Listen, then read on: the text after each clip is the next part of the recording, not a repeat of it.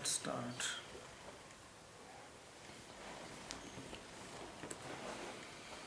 Om Ajnanatimmirandasya Jnananjana-shalakaya Chakshurunmilitam Yena Tasmai Shri Gurave Namaha.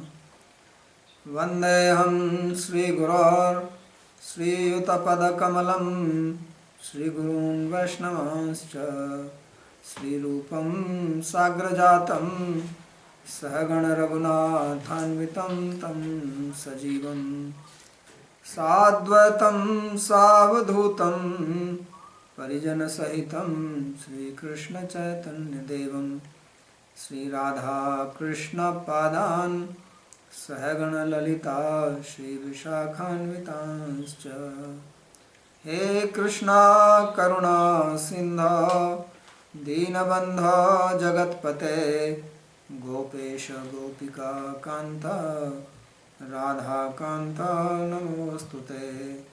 Tapta Kanchana Gaurangi Radhe Vrindavaneshwari Vrishabhanusute Devi Pranamami Hari Priye. Namo Mahavadanyaya Krishna Prema Pradaine Krishnaya Krishna Chaitanya Namine Gauratvishe Namaha. Panchatattvatmakam Krishnam Bhaktarupa Swarupakam Bhaktavataram Bhaktakhyan Namami Bhakti Shaktikam. Shri Krishna Chaitanya Prabhu Nityananda Shri Advaita Gadadhara Shivasadi Gaur Bhakta Vrinda. Hare Krishna Krishna Krishna Hare Hare Hare Rama Rama Rama Hare Hare. Janmadhyasya tonvayaditaratas Charte subhigyaswarat Tene brahma hridaya adikavaye Muyanti yat surayah Tejo vari mridam yatha vinimayo Yatra trisargo mrisha Dhamna svena sada nirastakuhakam Satyam param dhimahi. Narayanam namaskritya Naranchaiva narottamam Devim saraswatim vyasam Tato jayamudiraye. Swasti astu viswasya khalah prasidatam Dhyayantu bhutani shivam mitho dhiya. Manasya bhadram bhajtadadhokshaje Avishyatam no matirapyaituki.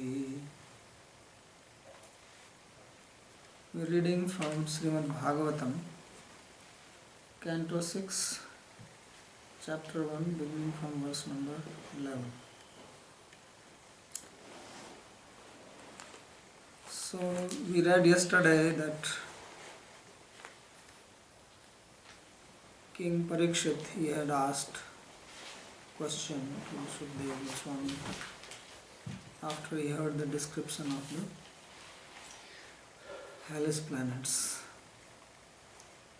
that what is the solution or how one can avoid going to hell.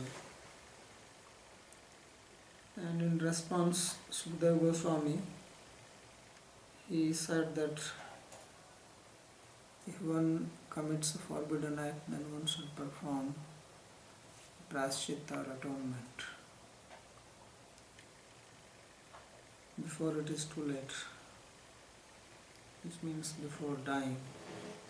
Because if you die, then you lose control, then you have to go to hell. And if you wait too long, even when you are living, then there is a penalty. So you have to suffer extra, or you have to do heavier atonement.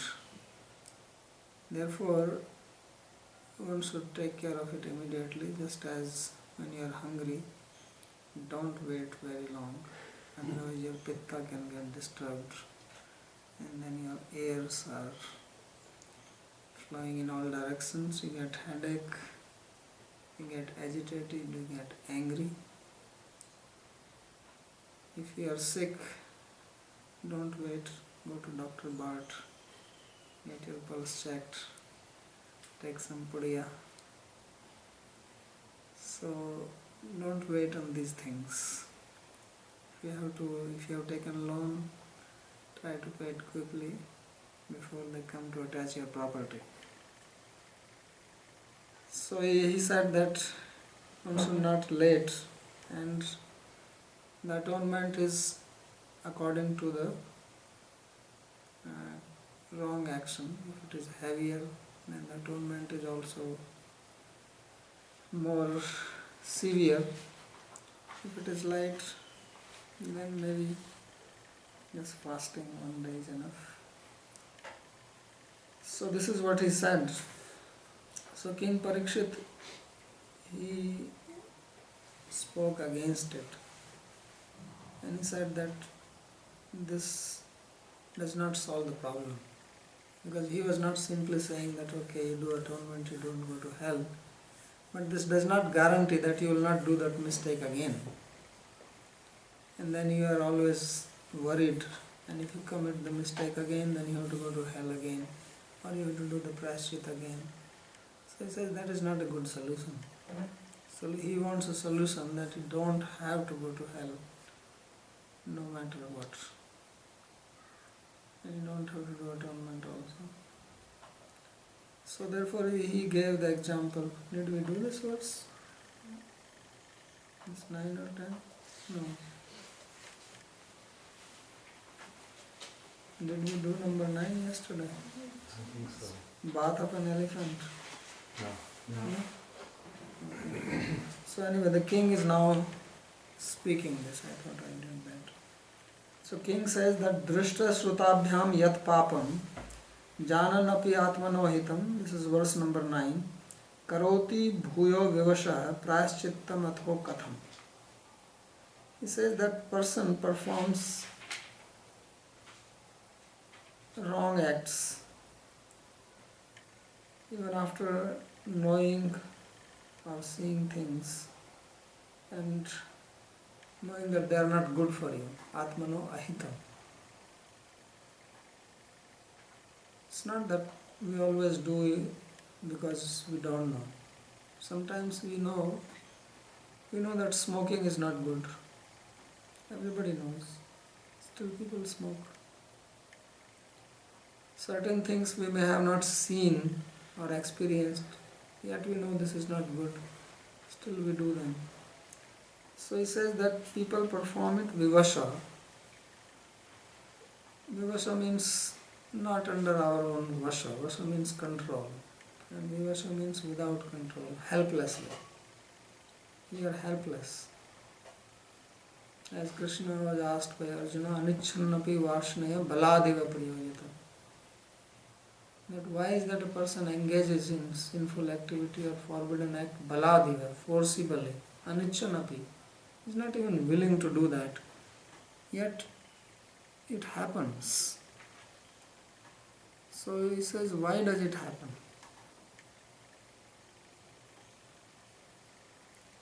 And now he says, well, we can do prayaschitta, but he says, prayaschitta, how will it help? Kvachin nivartate bhadrat kvachit charati tatpuna prayaschitta mato apartham manne kunjara shochavatam. So he says, sometimes a person will not do it, sometimes he will do it again. So he says, therefore I consider this prayaschitta as apartha. Apartha means useless. So he says, I consider this like bath of an elephant. Elephant, if you have seen, they take bath in the river. That is their bathroom. They need a bigger bathroom, so they are taken to the rivers in India. And after taking bath in the river, when they come out, they have the habit of putting sand from the bank of the river on their body with their trunk. They like that. Camels also do that. Whenever camel sees the sand, then he gets this feeling of lying down in it.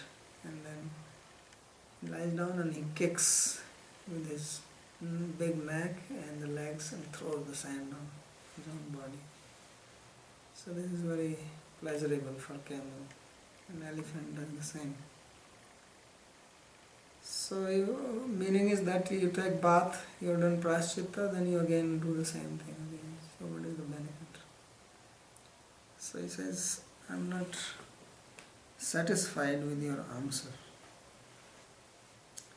So there is a commentary by Sri Vishnath. He says that matamidam akshipan na samanyamanam ahad drishta iti dvabhyam. So as he has commented previously that Sukadeva Goswami spoke these verses just to test Parikshit Maharaj if he has followed what he has been talking all this time. So he did not accept it, and he is actually akshipan means he is criticizing it. He says drishtam rajdandadi shrutam narakpatadi tabhyam atmano ahitam papam prashittanantramati karoti loke. So drishtam means seen. He says he has seen that if you do something wrong, then you are caught by the police, you are punished by the king in the olden days, Rajdanda. And Shrutam, heard, is going to hell, as we saw in the previous chapter. So he says these are both not beneficial for the person, and even he has done praschitta, atonement, then still the person is not benefited because he does it again. Athovataha praschittam katham papanaskam ityartha. So the point is that how does the praschitta destroy the sin? And obviously sin here he is referring to the mentality or the tendency. So this tendency to commit sin is there in everybody, because as long as you are under the influence of sattva guna, then you follow dharma. But when you are not in sattva, then rajas means mixture. Sometimes good, sometimes bad. And if you are under the influence of tamas, then there is only one thing, and that is doing the wrong thing. So you will always make the wrong choice, no matter how smart you are. And because you will always make the wrong choice, then you have to suffer. So therefore he says that this praschitta is not a solution, because it has not removed the tendency to commit sin. So this is what we see, the difference between Vedanta and Purvamimamsa. The first part which he spoke is the Purvamimamsa, and Uttar Vedanta or Uttar Mimamsa or Vedanta is what he is going to speak. So Purvamimamsa does the patchwork, that you have some problem like modern medicine, you have some symptom, suppress it. But that does not cure the disease. The disease is inside, then it comes out in some other way. So Ayurveda is the Uttar Mimamsa. It tries to uproot the disease. So he wants a permanent solution, that how actually to uproot it, how to get out of this cycle of doing sin and then praschitta and then doing sin and then praschitta. That's not a good solution. And he gives the example of bird, of an elephant.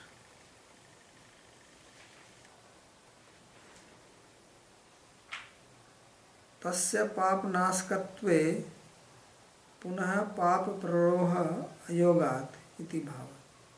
Because if it has actually destroyed the sin, then it should not again come up. So in India we have one type of weed, it's called motha. It grows, and if you cut it from the top, then after a few days again it comes up. Because at the very down, maybe 6 or 7 inch down, there is a small seed. Unless you pull that out, no matter what you do, it is alive there. When everything dries up completely, you see there is nothing. You can even dig 3-4 inches. You pour water, it is again coming. So as long as the seed is there, then it will come up. The vasana is there, the tendency is there. So as soon as it will get the moisture and nice cool breeze, then it will sprout. So that's what people do, that's how the human mind works, mostly. Unless somebody is really in good sattva guna and or one is a devotee, this is what happens. Even yogis, because yogis, if they are not devotees, then this is their problem. They have some amount of sattva in them, so they may be for a long period they are good, but then suddenly they have a slip. Then they may repent, they may lament, ask for forgiveness, I will never do it. And then they go on for some time, again slip. It has to happen. So Bhagavatam is actually giving the proper solution. It is the most wonderful discovery about the human mind which is being given here. Because no matter what you do, whatever you do, you are doing with your mind. So in India, when somebody is possessed by a ghost, then we have what is called ojha, the exorcist. He comes and they take mustard seed and they chant some mantra on it and throw on the person. And the ghost runs away. They don't like these mustard seeds. But if the mustard seed has a ghost in it, then what do you do? So then there is no solution. So we use our mind to meditate, but the ghost is sitting in the mind itself.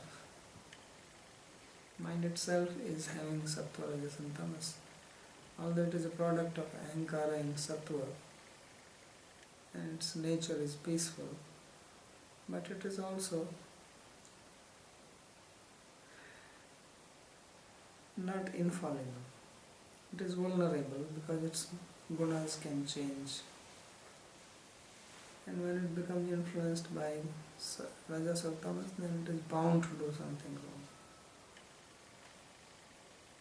So therefore people go on shifting in their behavior. It is not steady all the time. So therefore he says that it is not a solution. He says, Kvachid, he said, Kvachit nivartate abhadrat, Kvachit charati tatpuna. Sometimes he is not doing it and sometimes he engages it. So he says, Kvachit yaunadav abhadrat papat nivartate, punas tadeva papam Kvachit vardhake charati. This is very interesting. I don't know why he is writing it. Should be written another way around. He says sometimes, because he says sometimes he avoids doing it. So sometimes he says as if like when one is young. So he says when one is young, one avoids engaging in the sinful activity. And Kvachit charati, sometimes he says sometimes here means old age. And in the old age he engages in the sinful activity. So what do you say about that? It should have the other way around. Right? Usually people become wise in old age. But actually he is right. Because in old age you become not wise, you become clever. Now you know how you can do it without getting into trouble. Because if you are doing it in young age, you will also do it in old age. Because you become habituated to it. You cannot control your mind when you get old and you have done nonsense in the young age.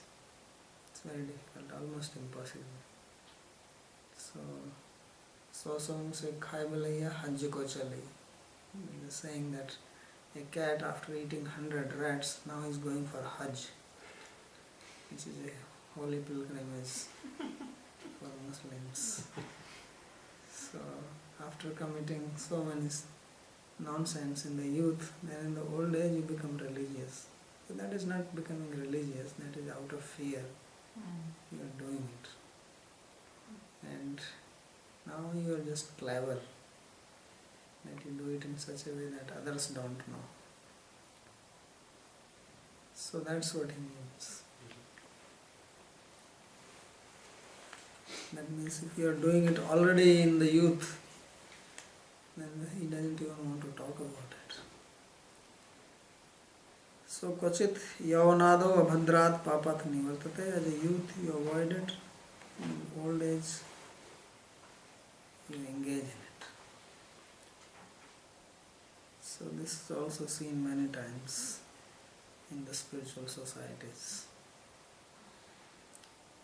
Atho ateva apartham vyartham, and therefore it is useless. Kunjar shauchu atiti, kunjaro hi snatva api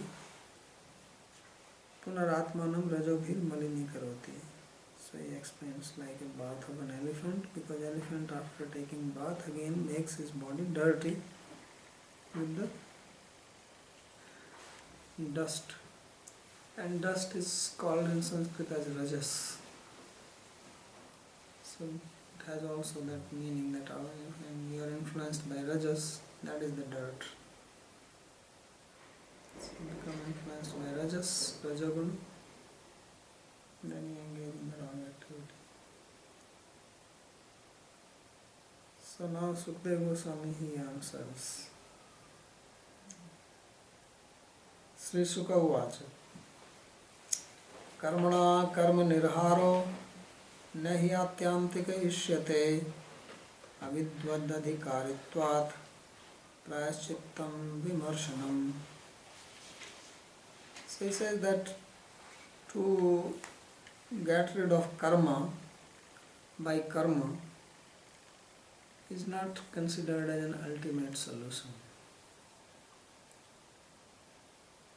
Because people are ignorant. So he says this is only for people who are jnanis, those who are situated in knowledge, prayaschittam vimarshanam. Then they can follow this, because knowledge situated in knowledge means sattva. Sattvat sanjayate jnanam. From sattva comes knowledge, and rajaso lobhe, which from rajas comes greed. So therefore, if one is in sattva, then prayaschitta may work for such a person. But avidvad adhikaritvat, those who are not jnanis, those who are avidvan, those who do not know, then this prayaschitta is not a very good solution for getting rid of the result of karma. So parikshaya uttirnam parikshitam punarapi parikshishyamana siddhantam gyapayati. So Sukadeva Goswami, he saw that Parikshit has passed the exam. In Sanskrit, exam is called pariksha, and Parikshit means he is also doing pariksha. So he has passed his pariksha, and now still trying to test him, he explains the siddhanta, Conclusion. Karmana krishadi praschittena karmana papasya naso natyantika. It says that the removal of the sin by karma is not ultimate. It's like cutting the grass. Then it comes up again. So you have to cut it again and again. Right? You see this.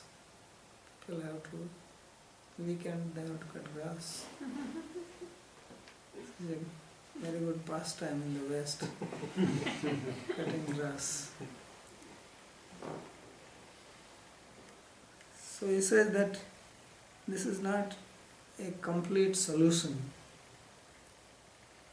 उपशमन इत्यर्थ अविद्वान अविद्याबद्धो जीव एव अधिकारी यस्य तस्य भावकत्वम् तस्मात् हेतोरिति अविद्याया पापमोहस्य विद्यमानत्वात् पुनर्पुनरपि पापप्रहोरातिति भावः.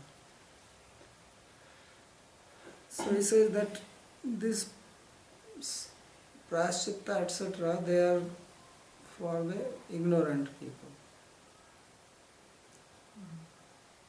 Because they cannot understand anything, so at least they are made to go through this. So he says, avidya baddho jiva eva adhikari, just say, only these people are eligible for this. And because ignorance itself is root cause of sin, so the root remains. And they will do it again. किम तर्हि मुख्यं प्रायश्चित्तम् इत्यतः पुनरपि परीक्षमाणो ज्ञानिनां मतेन विमर्शनं ज्ञानम्. So then what is the prime atonement? So that is jnana. Rita jnanat na mukti.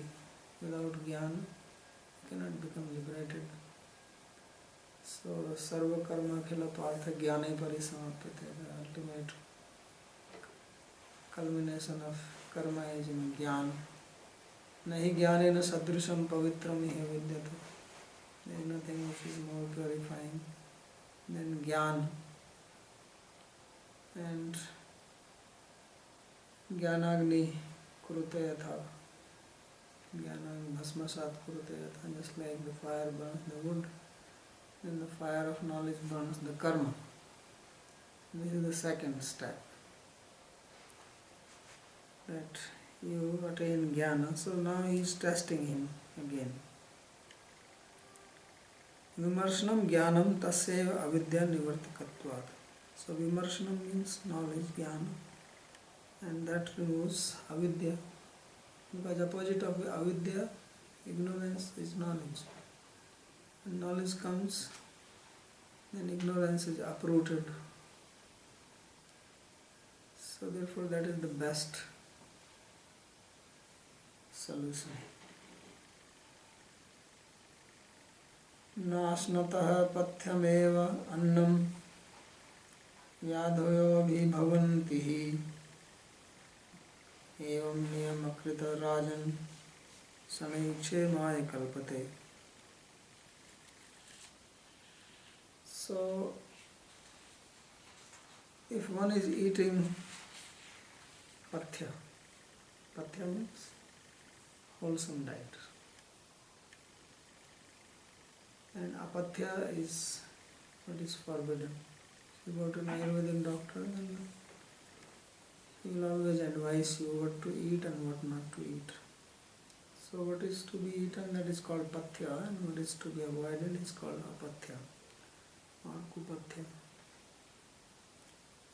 So he says that if one is eating proper food, then one will not get disease. Pathyameva annam asnatah na vyadhayo abhibhavanti. Because most of the disease we get are coming from the food. We eat the wrong type of food, or we eat food mixed together which don't have the same nature, or we eat at wrong time, or wrong amount, wrong combination. These all give disease in the body. And of course food here also implies other things, whatever goes inside the body, that is the food. So, but if one eats proper food, then there are less chances that one will fall sick. So, evam niyama krida rajan sanai kshemaya kalpate. He says in the same way, if one is following the rules, yama niyama, then slowly one will attain perfection, attain kshema or ultimate purpose. ननु तर्हि पापवत्वे अंतकरण शुद्धि अभाव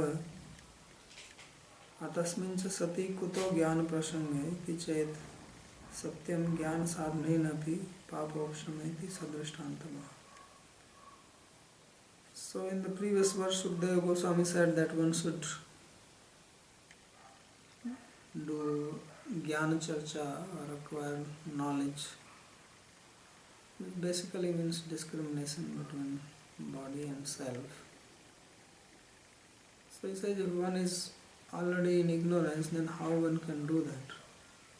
The same problem that if you have to use your mind to control your mind, how is that possible? This is the question which was asked by the Kumaras to Brahma in the 11th canto. That how can you control the mind by using the sense which are already polluted by the sense objects? So he says that yes, it is true what you are saying, but by the practice of jnana it is possible. And then he shows us this by an example. That if one has proper diet, pattvameva annam asnatah purushan yatha vyadhiyo na badhante. So if there is one very nice sloka.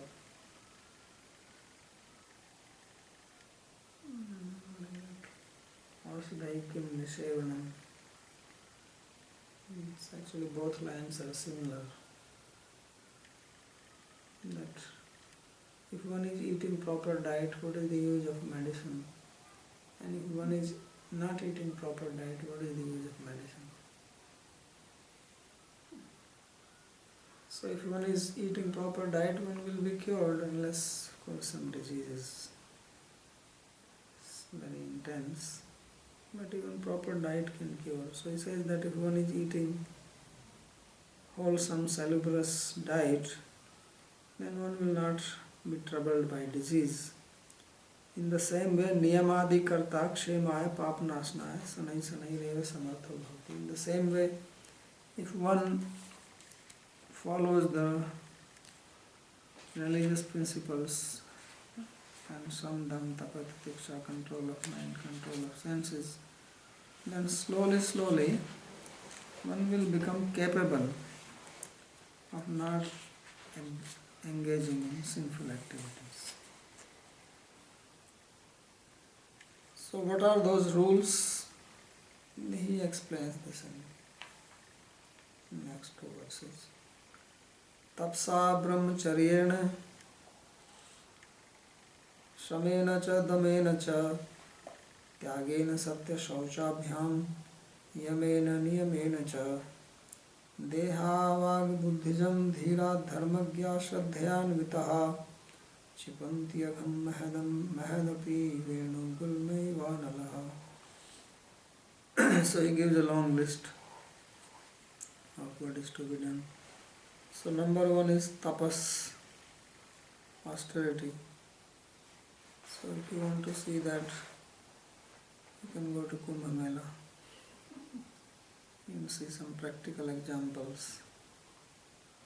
So tapasya means austerity, so which means trying to tolerate the suffering voluntarily.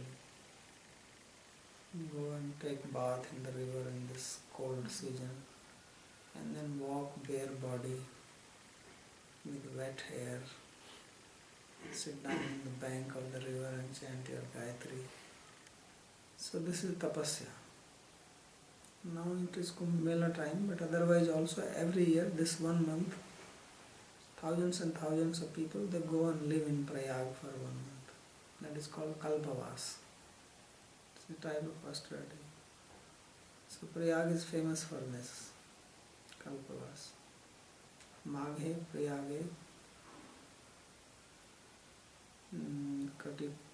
Koti Kalpavase. A sloka like this, that to go and live in Prayag in the month of Magh, and do Kalpavas, then you become free from all sins. So this is how Brihad Bhagavatam starts. This is the beginning of Dharma. That Narada Muni goes, when this Brahmana is worshipping the Salagram there in Prayag, the bank of Ganga, and starts glorifying him. So that is the beginning.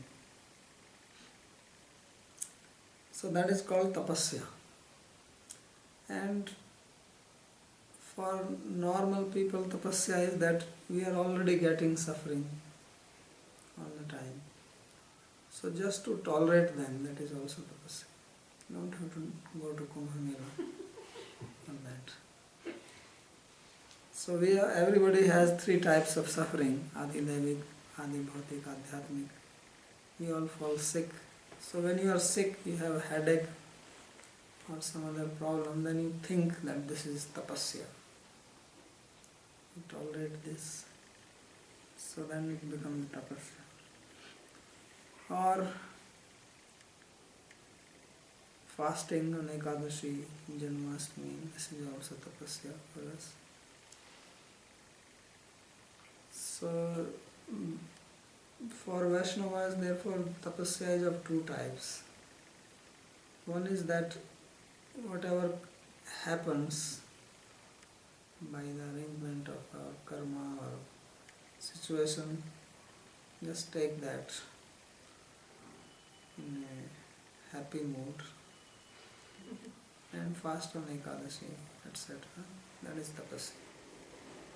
You don't have to do all the Chandrayana Vrat or Panchagnita, which various types of things mentioned. Then next one is Brahmacharya or celibacy. That is also necessary. So Smarnam, Kirtanam, Keli, Prakshanam, Guhya Bhashanam, Sankalpa, Adhyavasayasya, Kriya Nivritti, is 5 types. To remember opposite sex or relationship, to do kirtan. This is also a type of kirtan. Okay, some people are always busy talking about it, or to joke around, to look at them with a desire to enjoy, or to have private association or engage in sexual activity, or to make a plan to engage in sexual activity.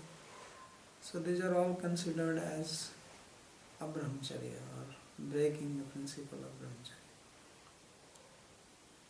So to avoid all this is called brahmacharya. Then shamena cha damena cha. Shama is controlling the mind. We also got a lot of possibilities for disturbance of the mind. So we should control that. And damena means control of the external senses.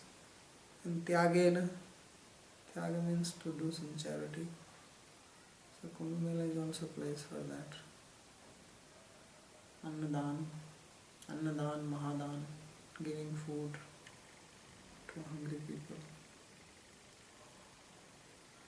And Satya, not telling lies, being truthful. Shaucha, cleanliness, taking bath, keeping the body clean, putting on tilak. These are principles of cleanliness. And Yamena, Niyamena. And then Yama, Niyama in general, Adasardaya, Parigraha, Santosh, Swadhyaya. These were pranidhana. And Deha, Vag, Buddhi, Jam, Dhira, Dharma, Gya, Shraddhyanita, Kshipanti, Mahadapi Venugulma. So those who are dhira, those who are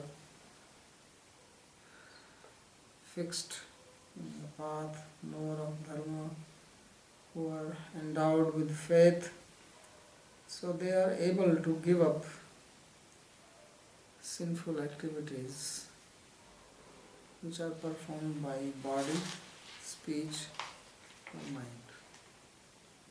Just like Venu Gulnam Ivanana, just like the fire generated in the bamboo trees burns that. So this is still the solution. This is all Gyan Marg. Ultimately he will speak of Bhakti.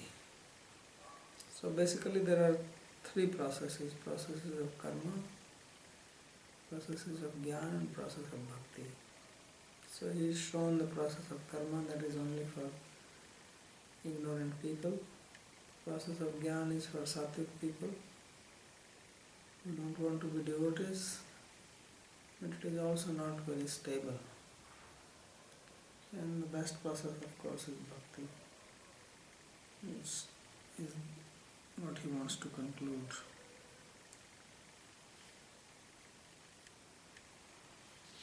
Etadeva vishadayati dvabhyam.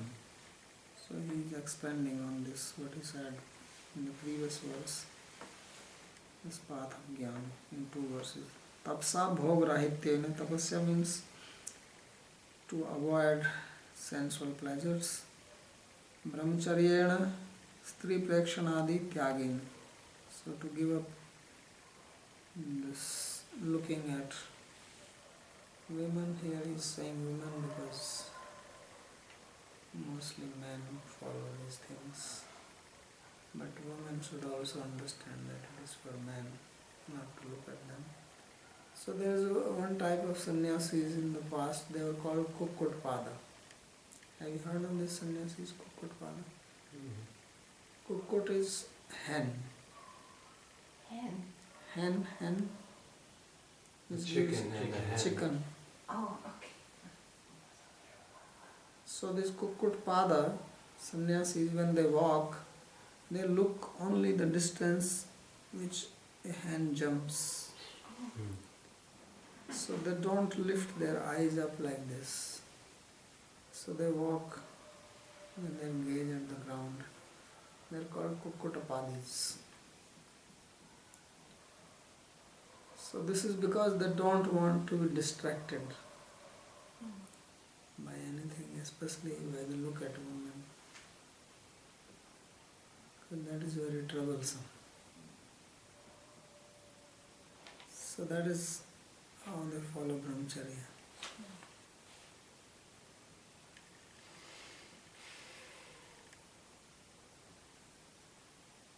Then the next is shamena, yatha shakti mano niyamena. As much you have the power, control your mind. Although it is very difficult to control the mind, because how to control it? And damena bahyendriya nigrahena, to control the external senses.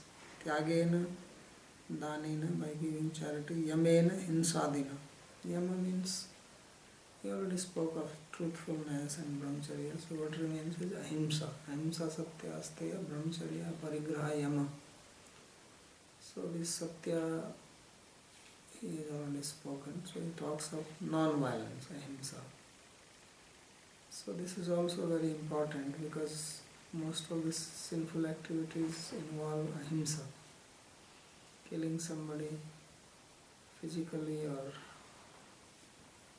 causing physical violence, even if not killing, or abusing verbally.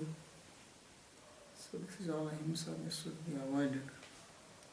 And niyamena japa, and then to follow some niyama like chanting Gayatri mantra, taking bath in the river every day, or going on parikrama, some niyama like that. So if one does this regularly, then one will be able to control the mind, body and senses and then one will be able to become free from the sin. So this is what Krishna also prescribed.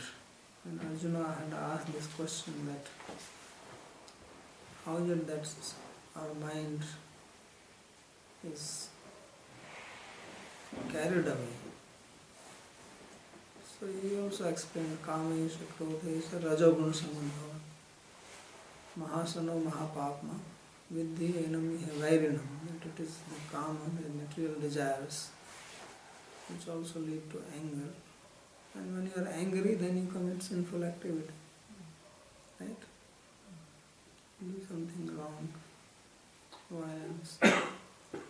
So he says, therefore they should be controlled. Indriyani paranyahu indriyabhya param mana mansastu parabuddhi buddha partastu say. Evam buddha. So knowing this gradation that senses are superior to body and then mind is above the senses, above the mind is intellect. So try to control sanstabhyatmanam atmana, try to control the mind with the intelligence.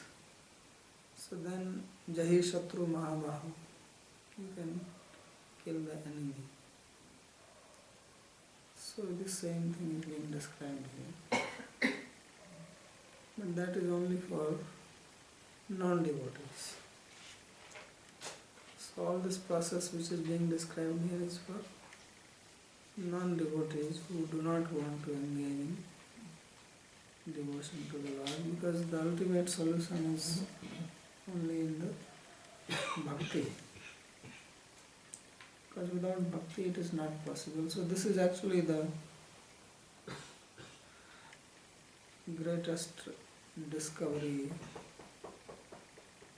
that you cannot control the mind without Bhakti. So he will speak of that in the next verse that we will read tomorrow.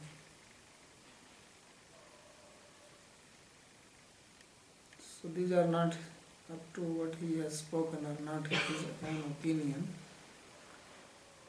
These are the opinions of others. So now he is going to give his own conclusion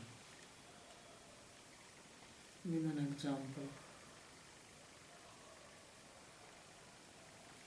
So we'll stop here if there is any question.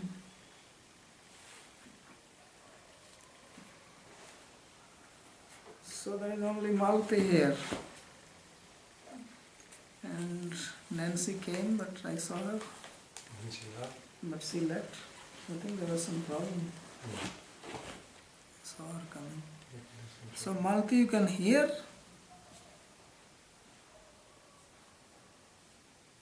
Can you see her face? Yeah.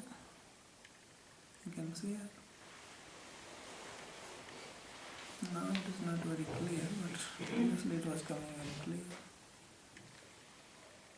Maybe ask her in the chat if she can hear us. Let me...